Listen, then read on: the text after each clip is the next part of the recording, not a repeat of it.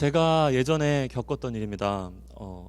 자동차 엔진 등에 불이 들어왔습니다. 보통 이제 그 등이 켜지면은 좀 돈이 많이 깨지는 그런 일들이 생기지 않습니까? 그래서 걱정스러운 마음으로 이제 근처에 오토존에 가서 코드를 읽어봤어요. 코드를 읽어보니까 다행히도 이제 큰 문제는 아니었습니다. 냉각수 센서에 문제가 생겼대요. 그래서 이제 그 센서를 교체만 하면 된다고 합니다. 그래서 평소에 자주 가던 근처에 오일 체인지 샵에 가서 이제 그 코드를 줬습니다. 그리고 냉각기 센서 갈아달라고 하니까 거기서 다시 검사를 해보더니 아니래요. 산소 센서를 갈아야 된대요. 그래서 알았다고 교체를 했습니다. 그 다음에 조금 더 지나서 다시 엔진 등에 불이 들어오는 거예요. 다시 그 샵에 갔습니다. 다시 코드를 읽더니 그때서야 냉각수 센서도 갈아야 합니다 라고 말하면서 추가 수리비를 요청을 하는 거예요. 그러니까 사실은 냉각수 센서를 갈아야 되는데 그 사람들이 산소 센서를 갈은 거예요. 잘못한 겁니다. 그래서 이제 저는 좀 이제 그랬던 게, 그런데도 불구하고 자기네들은 잘못이 없대요.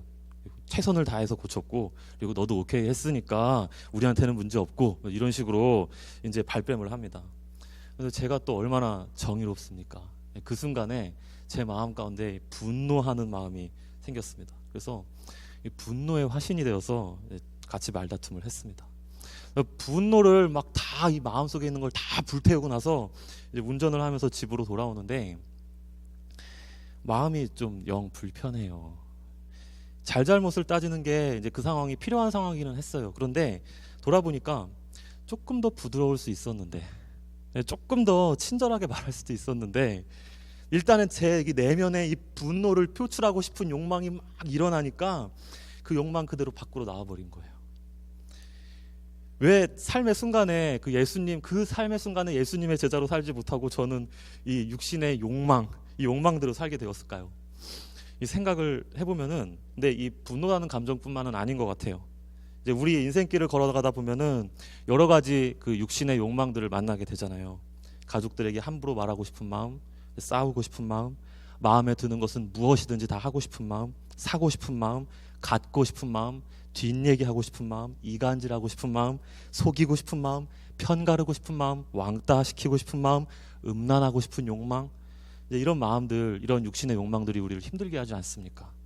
근데 오늘 본문 말씀 11절을 보니까 육신의 욕망이 영혼을 거슬러 싸운대요. 11절의 말씀을 제가 한번 읽어보겠습니다. 사랑하는 여러분, 나는 나그네와 거류민 같은 여러분에게 권합니다. 영혼을 거슬러 싸우는 육체적 정욕을 멀리하십시오. 아멘. 또 야고보서 4장 1절은 이렇게 말씀을 하고 있습니다. 무엇 때문에 여러분 가운데 싸움이나 분쟁이 일어납니까? 여러분의 지체들 안에서 싸우고 있는 육신의 욕심에서 생기는 것이 아닙니까? 아멘. 우리 중에 육신의 욕망이 없는 사람이 누가 있겠습니까? 다 있죠. 그런데 그게 우리의 영혼을 거스른대요. 그래서 영혼이 이기거나 아니면 육신의 욕망이 이기거나 둘 중 하나라는 것입니다. 그렇다면 우리는 이 욕망들에 대해서 가만히 넋놓고 앉아있을 수만은 없어요. 싸워야 합니다. 육신의 욕망과 싸워 이기기 위해서 우리는 어떻게 해야 될까요? 오늘 본문 말씀이 바로 그 승리의 비결을 가르쳐주고 있습니다. 바로 절제입니다. 거룩함을 유지함으로써 육신의 욕망을 절제할 때 하나님께서 영광 받으십니다. 오늘 말씀의 주제입니다. 잘 기억하시기 바랍니다. 거룩함을 유지함으로써 육신의 욕망을 절제할 때 하나님께서 영광 받으십니다. 우리가 무엇을 절제해야 되는지, 그리고 어떻게 절제할 수 있는지, 왜 절제해야 되는지에 대해서 오늘 간단히 살펴보기 원합니다. 먼저 육신의 욕망을 절제해야 됩니다. 11절 말씀을 다 같이 읽겠습니다. 시작. 사랑하는 여러분, 나는 나그네와 거류민 같은 여러분에게 권합니다. 영혼을 거슬러 싸우는 육체적 정욕을 멀리하십시오. 아멘.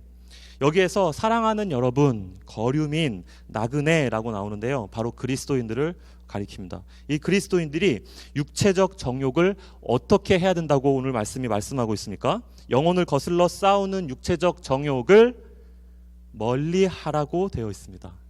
개역개정 성경에는 이 단어가 제어하라라고 되어 있습니다. 절제하라는 뜻입니다. 이 절제라는 말이 오늘 본문에서 제일 중요한 단어입니다. 이런 뜻입니다. 절제한다는 말이 자기가 하고 싶고 좋아하는 어떤 것이 있는데 어떤 이유 때문에 의도적으로 피하고 그것을 하지 않는 것입니다. 이것이 절제입니다. 예를 들자면 이런 겁니다.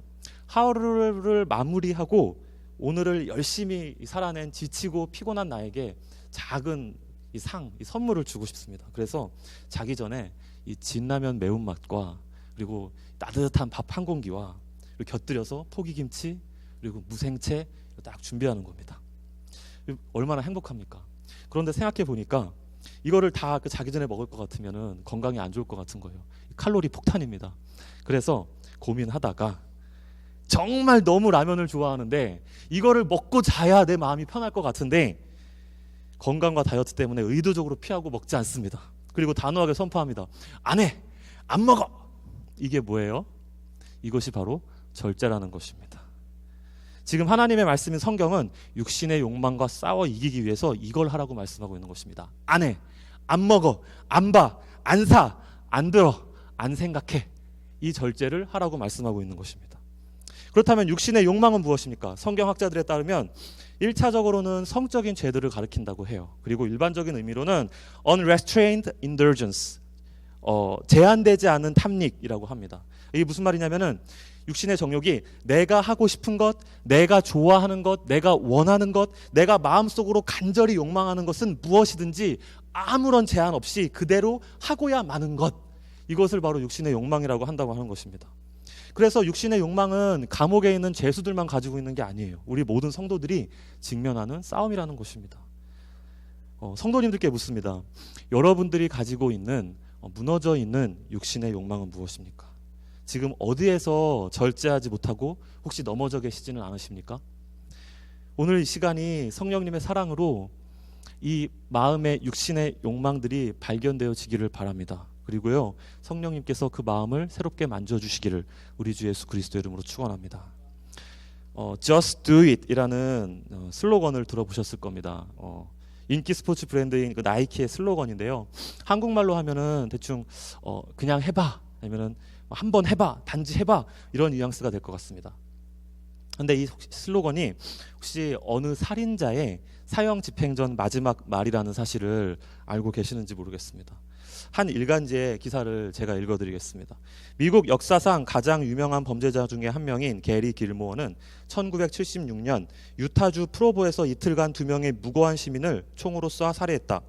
개인적인 원한에 의한 살인이 아니었고 사전에 치밀하게 계획된 범죄도 아니었다. 어린 시절부터 형성된 충동적이고 모순적인 파괴 욕망을 제어하지 못하고 범죄를 저질렀다. 그는 곧 체포되었고 사형 선고를 받았다. 그는 법정에서 스스로 사형 집행, 그것도 총살형 집행을 원한다고 말했다. 이듬해 총살형 집행대에서 마지막으로 하고 싶은 말을 묻는 사형 집행자들에게 길모어는 Let's do it 이라고 말했다. 사형을 빨리 집행해달라는 뜻이다. 여기까지입니다. 이 Let's do it, 여기에서 바꿔서, 이 말을 바꿔서 오늘날 우리가 알고 있는 나이키의 Just do it 이 되었다고 그렇게 이야기가 전해집니다. 사단이 이렇게 유혹하지 않았을까요? 이봐 길모, just do it. 그냥 네가 하고 싶은 대로, 네 욕망이 하고 싶어 하는 대로 그냥 해, 절제하지 마 라고 유혹하지 않았을까요? 1976년 유타주에서 뿐만 아니라 오늘 우리 행복한 교회에서도 육신의 욕망은 제2의 제3의 길모어를 찾고 있습니다. 우리를 파괴시키기 위해서 just do it, 한번 해봐 라고 우리의 마음을 유혹합니다. 일요일날 교회에 다녀왔으니까 하나님은 더 이상 신경 안 써도 돼. 평일에는 그냥 자유롭게 내가 원하는 것을 해. 만족을 위해서 살아. 내 인생이잖아. 너의 마음을 따라가. Just do it. 배고파? 그러면 참지 말고 먹어. 갖고 싶은 물건 있어? 그러면 원하는 만큼 소비해. 돈이 없으면 훔쳐. 배우자가 아닌 사람이랑 사랑하고 싶어? 그냥 해버려. Just do it. 억울해? 그러면 그 억울함을 풀지 마. 절대 풀지 마. 다른 사람이 너를 지금 화나게 했어? 자존심도 상하게 하고 상처를 줬어? 그러면 화내. 마음껏 화내. 맞받아치고 복수해. 내가 받은 모욕, 상처, 치욕, 짜증, 분노, 열등감, 우울함, 원망 정확히 받은 그대로 돌려줘. 육신의 욕망이 우리에게 이렇게 속삭이지 않겠습니까? 그런데 잠언 25장 28절에 보니까 하나님께서 이렇게 말씀을 하고 있습니다. 개역개정 말씀인데요. 제가 읽겠습니다. 자기의 마음을 제어하지 아니하는 자는 성읍이 무너지고 성벽이 없는 것과 같으니라. 아멘. 성읍이 무너지고 성벽이 없는데 쳐들어오는, 공격해오는 적군들을 막을 수가 있겠습니까? 마찬가지입니다. 절제하지 않으면 육신의 욕망을 막을 수가 없습니다. 예수 그리스도가 나의 왕이라고 입술로는 고백하는데 실제로는 내가 왕이 되는 거예요. 그리고 자아라는 우상을 숭배하게 되는 것입니다. 그렇기 때문에 육신의 욕망과 싸워 이기기 위해서 우리는 절제해야 한다는 것입니다. 그런데 이미도 우리가 경험하고 있듯이 문제가 있습니다. 이게 잘 되면 좋은데 어떨 때는 절제가 잘 되다가도 또 어떤 때에는 절제가 잘 안 됩니다. 그래서 이런 의문이 생깁니다. 언제 절제가 잘 될까요? 어떻게 해야 절제를 잘 할 수 있을까요? 오늘 본문 말씀은 절제를 잘 할 수 있는 비밀을 가르쳐주고 있습니다. 무엇이냐면 매일의 삶 가운데 끈질기고 꾸준하게 거룩함을 유지하는 것. 이것이 절제의 비밀입니다. 우리는 거룩함을 유지함으로써 육신의 욕망을 절제할 수 있다는 것입니다. 12절 말씀을 다 같이 읽겠습니다. 시작. 여러분은 이방 사람 가운데서 행실을 바르게 하십시오. 그렇게 해야 그들은 여러분더러 악을 행하는 자라고 욕하다가도 여러분의 바른 행위를 보고 하나님께서 찾아오시는 날에 하나님께 영광을 돌릴 것입니다. 아멘. 개역개정 성경으로 다시 한번 우리 같이 읽어보겠습니다. 개역개정 성경입니다. 시작. 너희가 이방인 중에서 행실을 선하게 가져 너희를 악행한다고 비방하는 자들로 하여금 너희 선한 일을 보고 오시는 날에 하나님께 영광을 돌리게 하려 함이라. 아멘. 여기서 너희는 주의 성도들입니다. 이방인은 우리 주변에 믿지 않는 사람들을 가리킵니다. 여기 보면은 개역개정 성경에 행실을 선하게 다음에 가져라는 말씀이 나오는데요. 이 가져라는 말은 유지하는 겁니다. 꾸준하게 가지고 가는 겁니다. 이 가져가 오늘 본문에서 두 번째로 중요한 단어입니다. 우리 좀 전에 앞에서 가장 중요한 단어가 있다고 했는데 혹시 기억나십니까? 11절에 멀리 하십시오, 절제하십시오라는 단어라고 말씀을 드렸습니다. 이 11절에 멀리 하십시오, 절제하십시오라는 말과 12절에 가져라는 단어가 연결돼서 이런 뜻입니다. 유지함으로써 절제하십시오. 절제를 하기는 하는데 어떻게 절제해야 합니까? 유지함으로써 합니다. 이 꾸준하게 유지하는 게 너무 중요해서 원어를 보면은 명령할 때 쓰는 말을 여기다가 쓰고 있어요. must예요.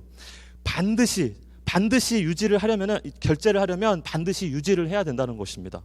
그런데 무엇을 유지하고 있습니까? 무엇을 유지해야 됩니까? 거룩한 삶을 유지해야 됩니다. 12절을 보면은요, 행실이라는 말이 나오는데 이 행실은 단순한 행동만을 가리키는 것이 아니라 라이프 스타일, 그리고 생활 방식, 이런 것들을 가리킵니다. 그리고 선하게라는 말도 나오는데 이 말은 good이에요. good. 그래서 도덕적으로 선할 뿐만 아니라 영적으로도 거룩한 것을 가리킵니다. 그래서 행실을 선하게 가져라는 말씀은 삶을 거룩하게 유지함으로써라는 말씀이 되는 것입니다. 이것이 바로 하나님께서 우리에게 주시는 절제의 비결이라는 것입니다. 내 마음과 삶을 거룩하게 만들고 유지하는 것. 그러면 거룩한 삶은 뭡니까? 어떻게 사는 게 거룩한 겁니까? 베드로 전서 1장에 나오는 거룩한 삶을 요약하면 이렇습니다. 세상에 빠져 살지 않고 말씀과 기도 가운데 나의 눈과 마음이 하나님만을 향해 있고 심판날에 있을 구원을 소망하면서 성령님이 충만하시는 것, 내 안에서 충만하시는 것, 그리고 형제 자매를 사랑하는 것. 이 거룩함이 내 삶에 꾸준하게 유지되고 있을 때 능력 있게 절제할 수 있다는 것입니다. 제가 왜 자동차 리페어 샵에서 분노의 화신이 될 수밖에 없었을까요? 제가 왜 그렇게 했을까요? 사실은 그 일이 일어났던 그 즈음에 제가 삶을 거룩하게 유지하지 못했던 거예요. 말씀과 기도로 성령님이 충만하신 삶을 살지 못하다 보니까 자연히 세상적인 관점으로 문제들을 바라보게 됩니다. 깨진 그 수리비, 더 많이 들어가게 된 수리비, 그리고 거짓말하는 눈앞에 사람들만 보이고 예수님의 제자로 사는 건 보이지가 않습니다. 하나님의 뜻과는 관계없이 제가 원하는 것을 제가 옳다고 생각하는 방법대로 해결하려고 한 것입니다. 그 순간에 육신의 욕망이 저를 이겼고 저는 졌습니다. 여러분, 우리가 왜 보지 말아야 할 것을 자꾸 보고 생각하지 말아야 할 것을 자꾸 생각하고 말하지 말아야 할 것, 듣지 말아야 할 것, 사지 말아야 할 것, 먹지 말아야 할 것, 가지 말아야 할 곳, 하면 안 되는 것을 절제하지 못하고 왜 자꾸 하게 될까요? 바로 내 삶의 거룩함의 능력이 떨어져 있기 때문입니다. 그런데 성경을 보면 꾸준하게 거룩한 삶을 살았던 인물이 등장을 합니다. 바로 다니엘입니다. 고대 바빌론과 페르시아에서는 여러 신들을 믿는 문화 때문에 오직 하나님만 믿기가 쉽지 않았는데요. 다니엘은 이 두 나라에서 정치를 했습니다. 총리까지 했었던 다니엘은 정족들에게 위협도 당했습니다. 다리오 왕 때에는 사자굴에도 들어갔습니다. 이런 위험 가운데에서 꾸준하게 거룩하게 살기 위해서 다니엘은 하루에 3번 하나님께 예배했다는 것입니다. 다니엘 6장 10절을 우리 같이 읽어보겠습니다. 시작. 그는 늘 하듯이 하루에 3번씩 그의 하나님께 무릎을 꿇고 기도하며 감사를 드렸다. 아멘. 저는 이런 생각을 해봤어요.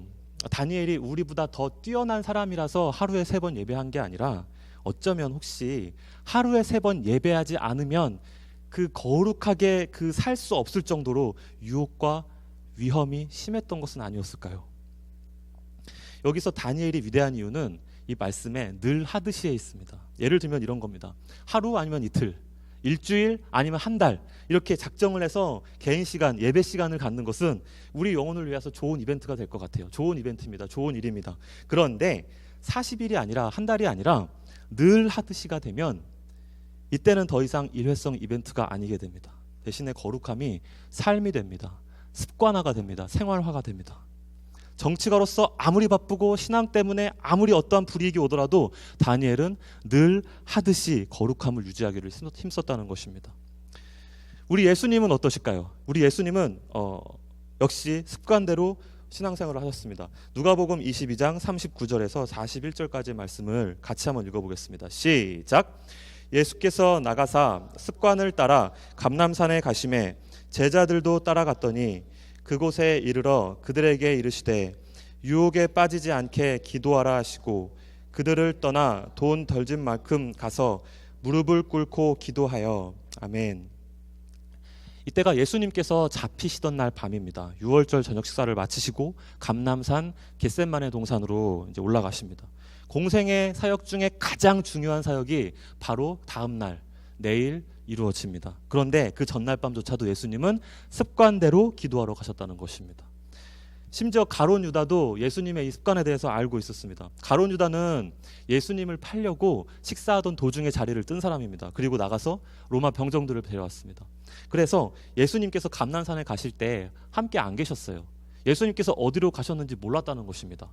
그런데 어두운 밤중에, 그때는 등불도 없었잖아요. 전기도 안 들어왔잖아요. 그 어두운 밤중에 헤매지도 않고 곧바로 겟셋마네로 동산으로 갑니다. 이게 무슨 뜻입니까? 그 시간에 예수님께서 어디서 무엇을 하고 계실지 정확히 알고 있었다는 것입니다.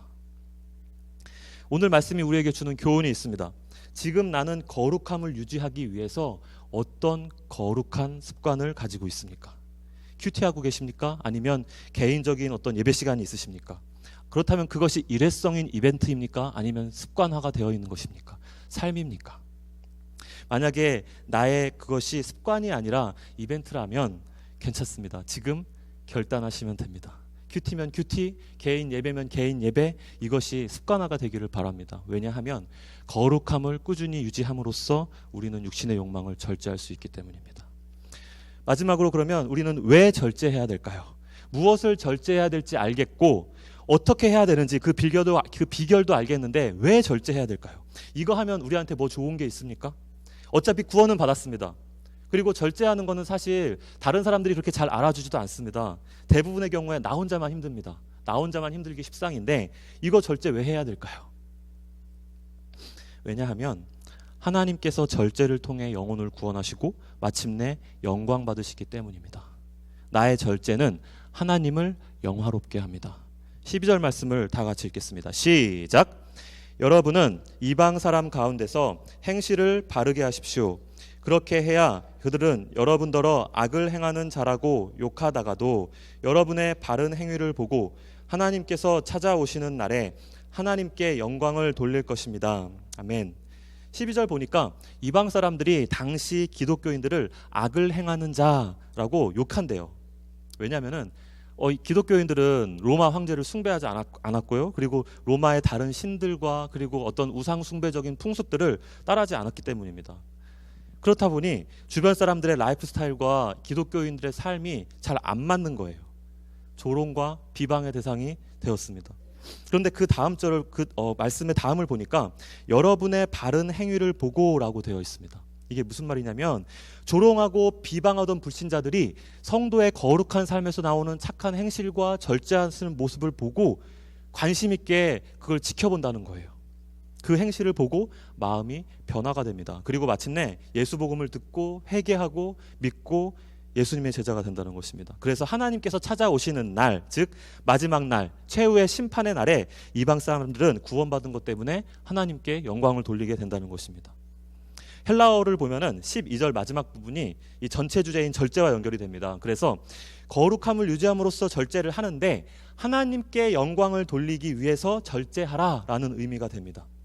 거룩한 삶의 열매로 나오는 선한 행실과 절제의 모습을 통해 하나님께서 믿지 않은 사람들을 구원하십니다. 그리고 구원받는 사람들의 찬송을 통해서 하나님께서 영광 받으신다는 것입니다. 그러므로 절제의 궁극적인 목적은 하나님의 영광 받으심이라는 것입니다. 저는 설교를 준비하면서 이 12절에 하나님께 영광을 돌릴 것입니다 라고 끝났을 때 조금 놀랐어요. 왜냐하면 한번 같이 생각해 봤으면 좋겠는데, 예수 믿음 때문에 주변에서 차가운 눈총을 받습니다. 사회적인 따돌림을 받습니다. 빈정거림을 당합니다. 심지어는 폭행도 당합니다. 이런 성도들의 마음이 어땠을까요? 되게 마음이 안 좋았을 것 같아요. 슬픔도 있고 억울한 부분도 있고, 왜 나는 이런 신앙의 문제 때문에 이런 삶을 살아야 되나, 그런 마음도 있었을 것 같아요. 제가 만약에 그 당시에 살았고 그 초대교회에 제가 목회자였다면은 그 성도님을 신방을 해서 방문을 해서 우리 이 베드로 목사님이 보내주신 편지 같이 읽으면서 저라면 그렇게 말했을 수도 있을 것 같아요. 거룩하고 절제하고 계시는 겁니다, 성도님. 나중에 하나님께서 갚아주실 겁니다. 하나님께서 복 주실 겁니다. 하나님께서 마침내 잘 되게 해주실 겁니다. 저라면 이렇게 말했을지도 모르겠어요. 그런데 베드로는 이렇게 쓰지 않았습니다. 12절을 잘 보니까 여러 말 없이 짧고 굵게 이렇게 쓰고 있습니다. 왜냐하면 하나님께서 영광 받으시니까 끝. 절제하는 성도에게 뭐 해주신다는 얘기가 11절에 어디에도 없습니다. 다른 사람들은 구원받아요, 내 절제 때문에. 그리고 하나님께서는 영광 받으십니다. 그런데 절제하는 나는 죽어라 절제만 합니다. 상급도 없고요, 뭐 받는 것도 없고 주시는 것도 없습니다. 억울합니다. unfair합니다. 뭐가 빠진 것 같습니다. 그런데 혹시 하나님의 영광 받으심, 이것이 당시 성도들에게는 가장 원하던 보상이 아니었을까요?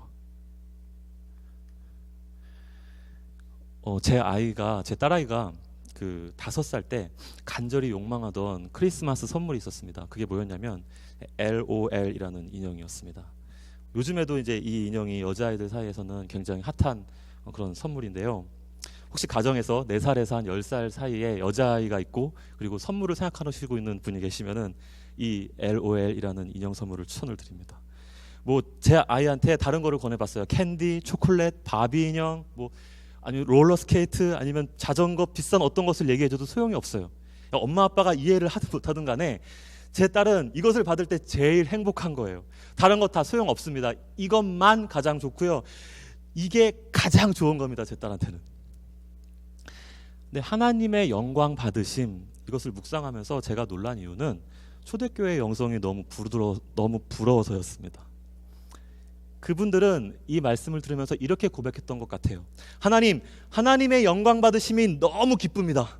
주님께서 영광 받으셔서 너무 감사합니다. 주님께서 영광 받으실 때 제가 가장 기쁘고 행복합니다. 이것이 저의 오직 유일한 단 하나의 욕망입니다. 이렇게 살고 싶습니다. 제가 가장 좋아하고 가장 살고 싶고 가장 원하는 것입니다. 저의 찬양을 받아주세요. 그리고 영광 받아주세요. 사랑합니다, 주님. 말씀하시는 성령님도 아시고요, 감동받아서 쓰는 베드로도 고백하고요, 받아보는 성도들도 동일한 마음으로 고백하는 거예요. 하나님께서 영광 받으실 때 제가 가장 행복해요. 이 마음을 하나님께서 얼마나 기뻐하셨을까요? 구원받은 자들 때문에 하나님께서 영광 받으시고 우리에게 기쁨이 된다면 이것을 위해 우리는 절제해볼 만하지 않겠습니까? 사도 바울은 이렇게 고백을 했습니다. 데살로니가전서 3장 9절을 보니까요, 제가 읽어보겠습니다. 우리 하나님 앞에서 너희로 말미암아 모든 기쁨으로 기뻐하니 너희를 위하여 능히 어떠한 감사로 하나님께 보답할까. 아멘. 나의 절제는 하나님을 영화롭게 한다는 것입니다. 제 아내는 바퀴벌레라면 직업을 합니다. 저도 그렇게 바퀴벌레 좋아하지 않습니다. 누가 좋아하겠습니까마는. 그래도 한국에 있을 때 제가 살던 집에도 바퀴벌레가 살고 있었어요. 그래서 뭐 그렇게 막 꺼려하고 막 싫어하지는 않았습니다. 그런데 텍사스에 와서 보니까 바퀴벌레가 해도 해도 너무 큰 거예요. 근데 저희 지금 살고 있는 집에 바퀴벌레가 참 많았습니다. 제가 어느 날 자다가 곤충 날개짓 하는 소리, 그 푸드득 하는 소리 있지 않습니까? 그 소리가 나가지고 본능적으로 잠이 깼습니다. 그리고 본능적으로 알았습니다. 바퀴벌레구나. 바퀴벌레인데 이 정도 푸드득거리는 소리면은 굉장히 크겠구나. 불을 켜보니까 바퀴벌레가 제 손가락만 했어요. 엄청 컸습니다. 그래서 그 바퀴벌레 한밤중에 잡느라고 막 제 안에 깨우고 그리고 소동이었습니다. 그래서 그 다음날 아침에 자고 일어나서 이 바퀴벌레가 어디서 나왔는지 확인 작업을 했어요. 왜냐하면은 저희 집에 바퀴벌레가 너무 많이 나와가지고 저희 그 목장 사람들은 다 아시는데 저희가 구멍을 다 막았습니다. 막 싱크, 막 욕조, 막 어디 뭐 환풍구 구멍이라는 구멍은 저희가 다 막았었거든요. 다 막았는데 바퀴벌레가 또 보이는 거예요. 그러니까 이게 어디서 나오는 건지 구멍 안 막은 데가 있는지 모르는 구멍이 있는지 모르겠어요. 그런데 나중에 보니까 그 큰 바퀴벌레들이 주로 그 현관문 밑에 그 작은 그 틈이 있습니다. 그 공기가 이렇게 왔다 갔다 할 수 있는 작은 틈이 있는데 현관문 밑에 그 바람 들어오는 틈 거기에서 들어왔던 거예요. 그리고 제가 거기를 안 막았던 겁니다. 현관문을 안 막고 막 환풍구, 뭐 욕조, 싱크 다 막아봐야 소용이 없었던 거예요. 현관문을 막아야 되는데 안 막으니까 다른 데 막아봐야 소용이 없었던 거예요. 육신의 욕망도 마찬가지인 것 같습니다. 이 싸움은 너무 은밀해요. 아무도 보지도 않고요. 그리고 관심 갖지 않는 곳에서 일어납니다. 절제 잘하면서 산다고 말해도 작고 별로 중요하지 않은 것 절제하는 것 소용없습니다. 환풍구, 욕조, 싱크만 막는 거예요. 현관문은 여전히 열려 있습니다.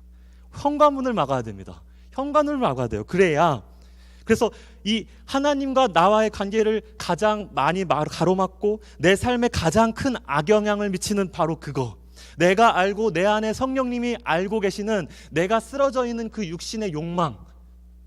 이 현관문을 하나님께 가지고 나아가야 한다는 것입니다. 기도하고 결단하고 현관문에 대해서 절제해야 합니다. 이게 현관문을 막는 것이라는 것입니다. 절제는 개인적인 문제가 아닙니다. 고록하고 외로운 싸움이 아닙니다. 하나님께서 나의 절제를 아무도 보지 않는 곳에서 눈여겨보고 계신다는 것입니다. 바라기는 거룩함을 유지함으로써 육신의 욕망을 절제하는 가운데 하나님께 영광 돌리는 우리 행복한 교회 성도님들이 되시기를 우리 주 예수 그리스도의 이름으로 간절히 축원합니다.